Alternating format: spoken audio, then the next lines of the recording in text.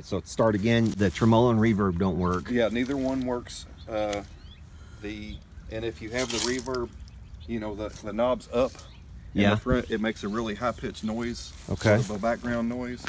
Other than that, just if it needs tubes or anything like that, or updates, or you know, whatever you see that needs taken care of that would make sense to take care of. This is a later one without the tail, so this will be a 77.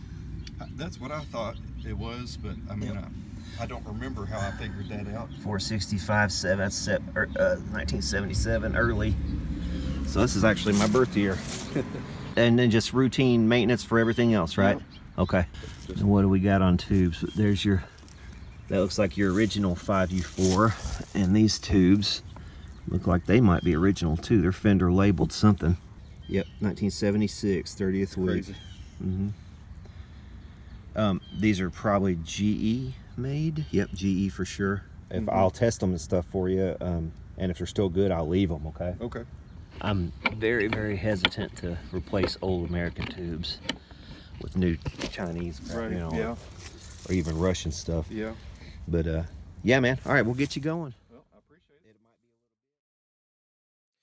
it. Okay, so we're inside of this Super Reverb, and it looks like this thing is pretty much, I'd say 100% original. Oh, I want to apologize also for the camera in this one. We're back to 1080. I had promised before that all of our future videos would be shot in 4K. Well, here is my 4K camera. As you can see, I'm in the process of tearing it down because I've got a bad card reader in it. There's the card reader down in there, and something broke inside of it, and I'm having to excavate my way down to get that card reader out and replace it. I've actually already ordered another camera anyway. If I can fix this one, then great, I'll have a backup. This was my Sony AX53, which this is a $1,000 camera, so it's quite a blow if this thing, if I can't bring it back in some capacity. I think I can get this card reader for like 35 bucks, but at any rate, that's a side note and just an explanation as to why the video quality seems to have taken a dive, and also perhaps the audio quality. I don't know how it's going to go with like this, but like I said, here we are inside this thing, and it looks like it's pretty much all original. We've got the electrolytic capacitors we're going to have to replace. Now this one has two electrolytic capacitors in the bias section. These are 75 volts at 80 microfarads. So there's two different stages essentially of filtering here. You know, I'd say this is probably a step up from what Fender was doing before this time period. I think it was about 1970 with the AA270 that they went to a configuration like this.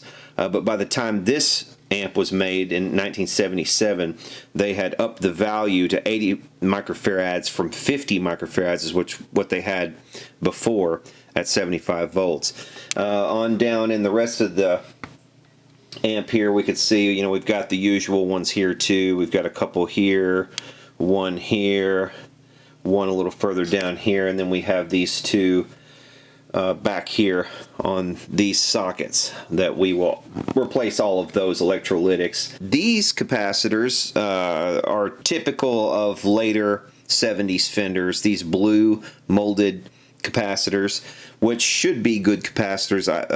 These usually will be just as good as like orange drops. They hold up really well over time, so I don't look for these to be any kind of problem. I can't remember, I'll have to go back and look at the original video that I took when this was dropped off to me, because it's been a little bit since it was dropped off, but I'll have to look at that video and see what all the complaints were, on top of, you know, just a general service, maintenance, cleaning, all of that. We're going to clean all the sockets, replace all these capacitors, the electrolytics. Of course, we'll clean out the jacks and the pots as well. Looks like we are missing, I don't know, that's not an original knob right there. That's one of the few things about this amp. There's one little tear in the grill cloth on the front, but other than that and this right here, man, this thing is just about one of the cleanest Super Reverbs from the 70s I've come across in a little while. This thing really is super clean inside and out. I don't see where this has been stored in any kind of weird places or anything like that. We do have a, well, maybe not. I was going to say I thought this cable had some tape on it, but that's not tape. That's actually just where the outer insulation was just sort of coming away from the end of the plug right there, which it's fine. I don't see any reason we're going to have to change this plug. We will probably go ahead and, I don't know, I was going to say we'd probably go ahead and clip out this depth capacitor, but I'll probably actually just leave it in. And the reason is, you can leave this in the center position and the depth capacitor is out anyway. So if you don't want to use it for whatever situation that you're in, you can just leave it in the middle and it's not in circuit anyway. So I'll probably just leave that in. We will probably come in here. Actually, we'll go ahead and replace the screen resist. Ooh. Oh, okay. Actually, all I did was just touch this wire right here because I was trying to move it out of the way to show you the screen resistors. And look, that wire right there came loose. So this would have been a problem for sure. That wasn't even connected. And we will, of course, connect it. So yeah, that would have caused a major problem, I'm sure. That, I mean, because that just broke on its own like that, without hardly any movement from me, I bet you that was intermittent, or maybe not even connected at all, and could have been causing problems for sure. So we'll reattach that, go ahead and replace these two resistors here, the screens. We'll up the values of those two while we're at it. Yeah, you know, just general stuff that you normally do on a Fender, and then afterwards we'll give this one a little bit of a test. As for the transformers, these are all 606. That one's a 76. This one 76 34th week. This one is a 76 51st week. The speakers are very early 1977, so this is definitely a 1977 completed build. This one as well, 6, so that's a 76. All the transformers are original, the tubes are original here, and I believe, if I remember correctly, last time I took these tubes out, that they were original also. We'll check them out in a bit when we clean the sockets. But we'll see how original everything is under this doghouse. I look for this to probably be original caps too. And they are. Yeah, so this is going to be an extremely straightforward job here to do this. So we'll just skip through it. You guys don't have to watch all of this. You've seen it 1,000 times on my channel before. But we'll go ahead and replace these under the doghouse, and I'll get right back to you. Okay, we're part of the way through this recap here on under the doghouse. I'm going to test these resistors real quick. This one should be, it's 2 and 2 zeros. 2.3K. That one's within tolerance, I'd say. This one here should be 10, and it is within tolerance. This one should be 220. And it's only barely over. We're good there. And this one's also supposed to be 220, and it's not far over either. So we're good on all of those. Okay, so the power caps are completed, and when you're doing power caps like this, it can sometimes be, you know, easy to forget. When you've got these wires that are kind of running to and fro here, you want to make sure that all of them are good and connected. Just inspect it before you close everything back up. You know, make sure this wire that's running over to here is connected, for instance. You know, also make sure that, like right here could be potential problems. You see where that white wire is running real close to this right here, and I did, you know, get this hot to solder it on, and it kind of, that wire laid up against it for a second and kind of melted, but didn't burn all the way through. You want to make, just look out for things like that. You know, just make sure you don't get any shorts that you didn't intend and things of that nature, because that can cause major problems if you don't catch them now. Okay, before we move on, I wanted to just, as a curiosity, kind of test these caps, because none of them look like they're bulged at all. Usually you'll see some bulging going on at the vents on the ends of these caps. Usually the caps on these ends will be a lot more discolored than they are. It just tells me these probably were never, this amp rather, was probably never really ridden that hard. This one's supposed to be at 20, it's up to 25, but it's not, that's not terrible. That one's dead on 20. This one's up to 25. Again, not terrible. These are the 70s right here. That one's up to 95, so definitely above what I would consider a replacement value. This one up to 86. Yeah, I would probably consider that one above replacement value too. But like I said, these are from, that one's from 76, but some of these 20s are actually from 1974. These would probably work in something if you want, even if you wanted to leave it in this, they probably would work for, you know, depending on how you cared for this thing, maybe a long time. But, you know, you don't really want to test it. You don't want to risk it. But with caps that are this old, that are getting on this sort of age, you know, they're 50 years old. Yeah, it's just like it said, it's an indicator that this amp was never really ridden hard and put away wet because of the shape of these. I can tell that much at least. Okay, so while we're on this side of the amp, we might as well go ahead and pull tubes and spray out these sockets. And we'll check what the tubes are at the same time. This one, Hungarian-made Westinghouse from 87. You don't see a whole lot of those anymore. I did look back at the footage that I took when this thing was brought to me, and so he says that the reverb and tremolo were not working. Neither one of those apparently works. I wonder if he realizes that he needs the foot switch. I didn't think to mention it at the time when I was talking to him, but I wonder if that might be the case. This one, I mean, that print looks GE to me somewhat, but the rest of this looks like it's probably RCA. This has got to be RCA. See what else we got here. Is this that's a GE for sure. That's the AT, and it's Fender labeled as well. It's 1976. So this is definitely an original tube. This one might be the tube that is faulty because that's the reverb driver.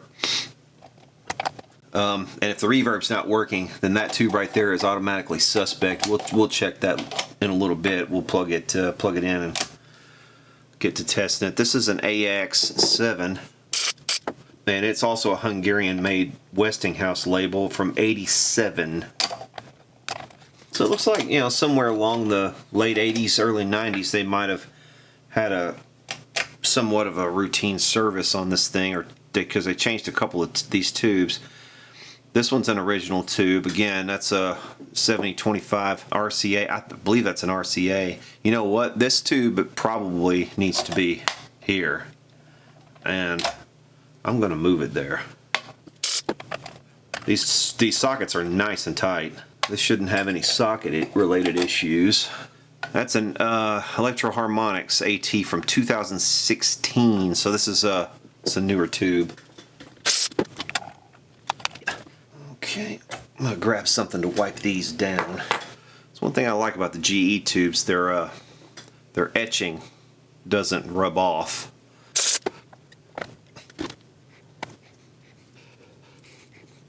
And as we can see, this one, 30th week of 1976. This original as well. Alright, let's flip her over and do the rest of the electrolytic caps. Okay, here we are with everything pretty much done. At least I believe everything's pretty much done. Replaced all the electrolytic capacitors. There were 6 of the 25 volters. Then we had these 2 down here that we replaced. Went ahead and replaced these screen resistors. I upped those to 1K 5 watt.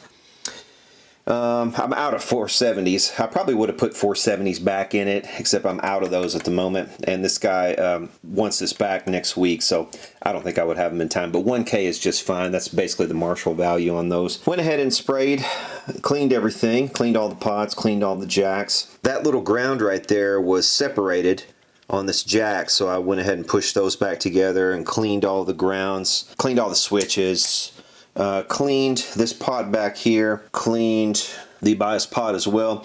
This pot back here, we'll go through the schematic. I'll show you what that's supposed to do. But yeah, this is all pretty much done. Here are the cleaners that I'm using these days. That's WD-40 contact cleaner. This stuff, you can get either one of these at any of your local automotive parts stores. You can even get them at Walmart, and that's what I like about these. You can get them, they're readily available, they're cheap because of that, and they work very well. So if you go through, if you're doing pots and stuff, for instance, if you go through and you spray them with the contact cleaner all first, clean them with the contact cleaner, then come back and add this lubricant, you're going to be fine. It'll be golden after that.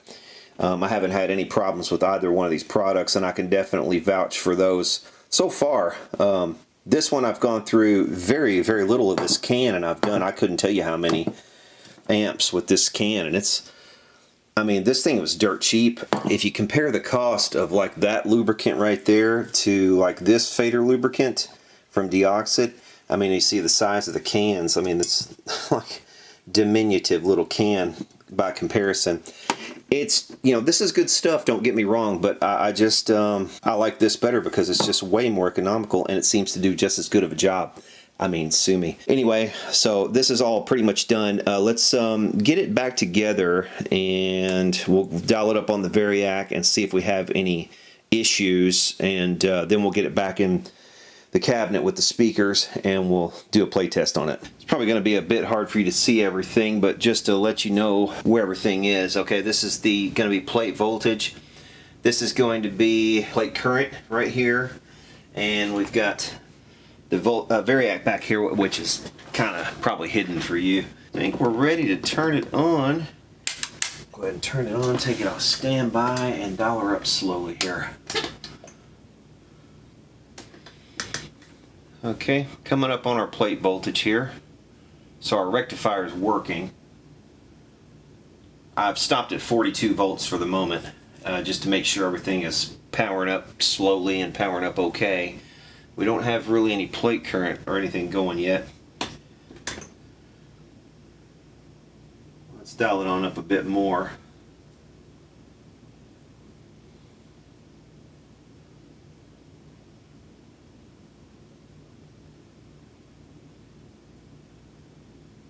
Alright, there we are up to 70 volts. And we've got 283 and dropping plate volts. It's actually starting to conduct. The output tubes are. So that's a good sign, and we're also getting some current. We can see the current, and we can see the voltage sag down as the current raises up a bit. So all that's good so far. Looking good. We've got light on the pilot light. I'm at 77 volts. Let's wait right here and put a sine wave through it. We'll go ahead and get something going through it and see if we can get a reading here on the output. Let's see, we'll turn those up. Alright, yeah, we're getting something there. See here?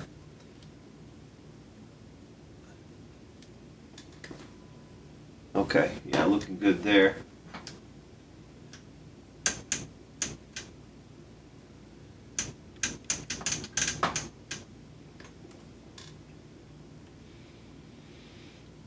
Looking excellent there, in fact. Okay.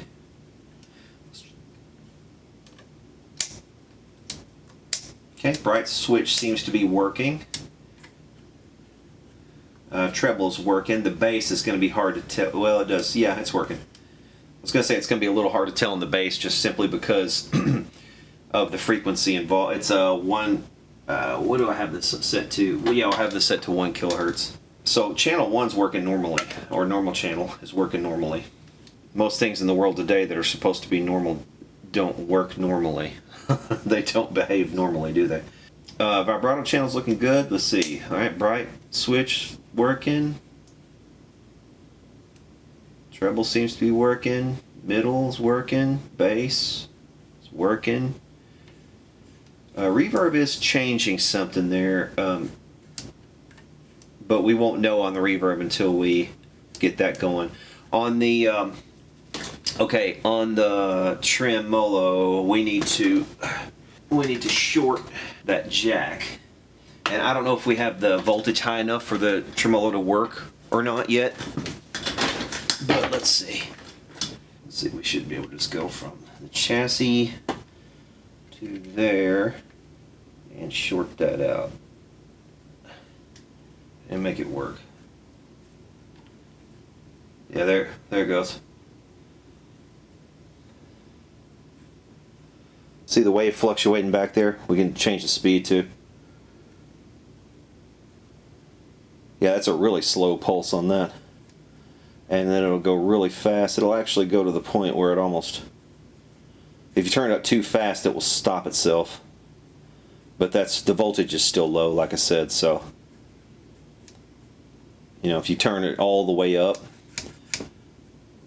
it's kind of having a tendency to kind of stop. But maybe that won't happen if we get the voltage all the way up. So I was right. He might not know that you're supposed to have the foot switch plugged in order for the stuff to actually work. So we know the tremolo's working. We won't know about the reverb really until we hook a signal up to it and get it through a speaker, which we might do here in a bit. But first I want to check the bias on these output tubes. We'll go ahead and dial it on up a little bit too. A little bit more. We'll go up to 100 volts here. I like to take things slowly, as you'll notice, because you never know, especially when you've changed all the caps and stuff, and you've done a lot of work on one. You don't necessarily know how it's going to react. If you might have a bad new cap or something like that, and things might start going haywire. You might have miswired something on accident.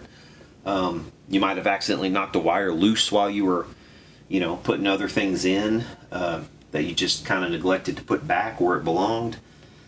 Things like that do happen, so I just want to make sure we don't have any sort of problems like that. I'm going to go up to 110 and then do a measurement here, and we'll see where the output tubes are. Alright, so we have 401 plate volts, and we have about 33 milliamps, so 0.033 times 401, that's 13.2 watts per tube. Right there where it's sitting now. That's on the low side for a 6L6GC. Let's go ahead and bring it on up to 120. 0.040 times 436 equals 17.44, and that is a little more than 50%. 30 times 0.7, so 70% would be 21 watts, and we're pretty much well below that. So I think this is going to be fine. In terms of the output, to the tubes and everything, they appear to be operating fine. I will check the other one to make sure we have similar numbers. As a matter of fact, I'll go ahead and kill it now, and we'll see if we get similar numbers to what we're seeing at the moment, which is this. So we want to see something that's pretty close to this, and if we do on the other tube, then we know that they're pretty closely matched. Okay, here's our reading on the other tube, and we're pretty close. We're about 2 milliamps difference, which isn't a huge deal. And in terms of plate dissipation, we're at almost 19 watts on this tube, which is again below where we need to be. So I think this is going to be pretty much fine right here. I think I'm ready to give this thing a clean bill of health, and we'll seal it all up, put it back in the cabinet, because we have to have the cabinet to test the reverb. Oh, and just by the way, if you want to see what the boost does to the signal, there's a signal over here. There's with the boost on, there's with it off. You put it at the top of, let's see, I tell you what, let's drive it. So that squares off the wave quite a bit with that boost.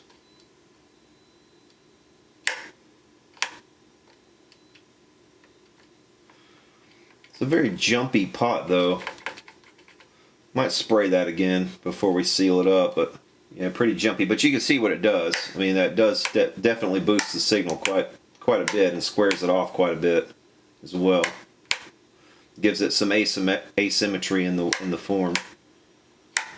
So yeah, that does work. So, like I said, I think everything is pretty much ready to go back together. Okay, we got the amp back in the cabinet, and there is no reverb. He was correct about that.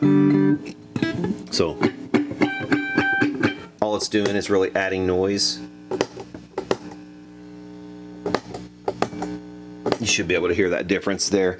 So it's adding noise, but there's no actual reverb coming through. So I'm going to check the tank first, because 9 times out of 10 problems like this are something to do with the tank.